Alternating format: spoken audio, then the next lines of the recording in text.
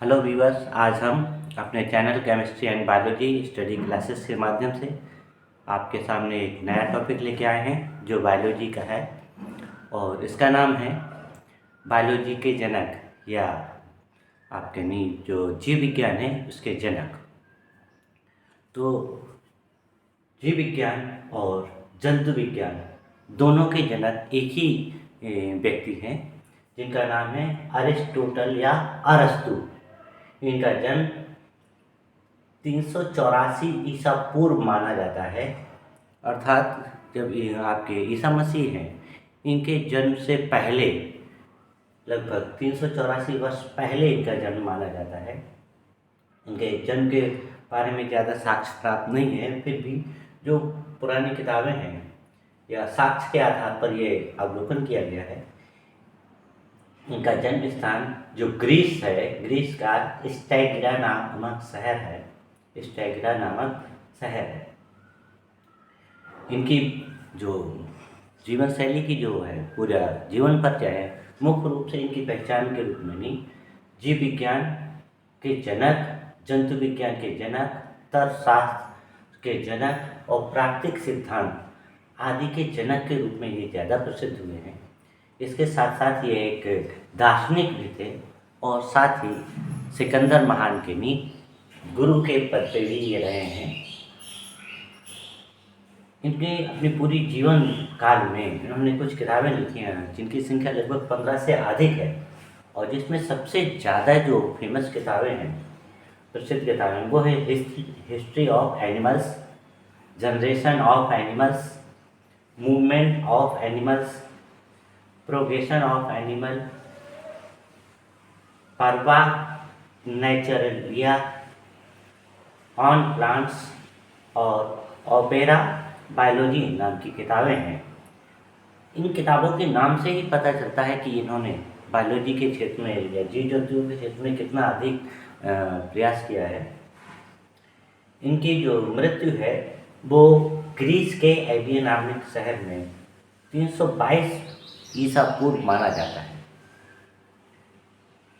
तो यह अरस्तु बहुत समृद्ध परिवार के सदस्य थे और उस समय के ये अमीरों की श्रेणी में आते थे। इनका जन्म जो है समृद्ध परिवार में लगभग 384 ईसा पूर्व माना जाता है, और इनके पिता जो है पेशे से एक चिकित्सक थे, जबकि इनकी माता एक धनी परिवार की महिला सदस्य थी। और प्रारंभिक शिक्षा इनकी काफ़ी अच्छी रही है। प्रथम से जो प्रारंभ से ही प्राकृतिक तौर पर जैव विविधता के प्रति इनका काफ़ी ज़्यादा लगाव था, और 17 वर्ष की आयु में जो उस समय के नहीं एक दार्शनिक थे प्लेटो, उनके जो शिक्षा संस्थान जिसे हम विद्यालय कहते हैं उसमें इन्हें नहीं पढ़ने का या मौका मिला, या इनके गार्जियंस ने उसमें दाखिला करा दिया, जो कि एथेंस शहर में ही स्थित था।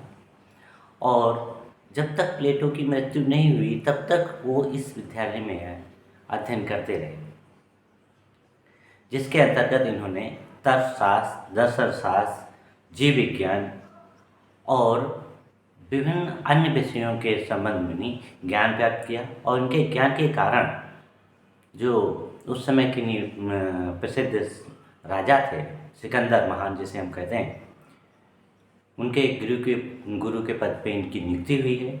और इनके उपदेश और आदेशों में इतना ज़्यादा दर्शन था कि सिकंदर महान ने उसी पर चलकर उनके अमूल्य सिद्धांतों को अमल करके पूरी दुनिया पे विजय भी प्राप्त की। जो इन्होंने अपने जीवन में विज्ञान के क्षेत्र में जो आपका जो योगदान दिया है, उसमें इन्होंने जैव विकास से संबंधित बहुत ज़्यादा प्रयोग किए हैं।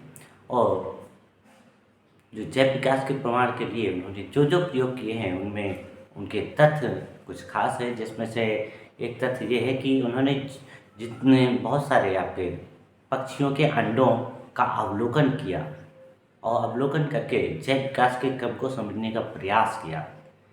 इनका मानना था कि सभी जीवों का जो भ्रूण है या अंडे में विकसित होने वाला शरीर है, शरीर के निर्माण से पहले दिल का निर्माण होता है और उसके बाद ही शरीर का निर्माण होता है। और इन्होंने जीव विज्ञान के इतिहास का वर्गीकरण किया। जीव विज्ञान के जो जंतु हैं उनको नहीं रक्त के आधार पर इन्होंने वर्गीकरण किया और रक्त समूह उन्होंने दो माने थे। एक आपका लाल खून, लाल और सफ़ेद दो रंग का ब्लड होता है। इसके आधार पर इन्होंने दो समूह बनाए थे जिसको आपका ए नईमा और ई नईमा,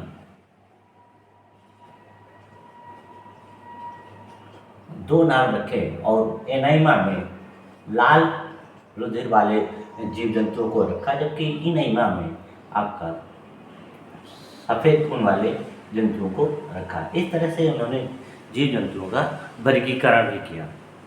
साथ ही इन्होंने जैविक चीज़ों के संबंध में कहा कि प्रत्येक जैविक चीज़ जो है सभी में एक आत्मा नाम की चीज़ पाई जाती है, आत्मा पाई जाती है। और पेड़ पौधे जो है वो शाकाहारी जीव की श्रेणी में आते हैं, जबकि जो आपका मनुष्य है उसको छोड़कर सभी जीव संवेदनशील जीव की श्रेणी में आते हैं और उनकी आत्माएं जो होती है संवेदनशील होती हैं, लेकिन मनुष्य की आत्मा संवेदनशील नहीं होती है। दर्शन और तत्वशास्त्र में ये कुशल होने के कारण उन्होंने जीव विज्ञान से संबंधित जो भी उस समय तथ्य रखे, प्रयोग के रूप से इन्होंने उसे सत्यापित नहीं कर पाए, क्योंकि उस समय जो सूक्ष्मदर्शी है या अन्य इलेक्ट्रॉनिक उपकरण जो थे उपलब्ध न होने के कारण सत्यापित नहीं कर पाए।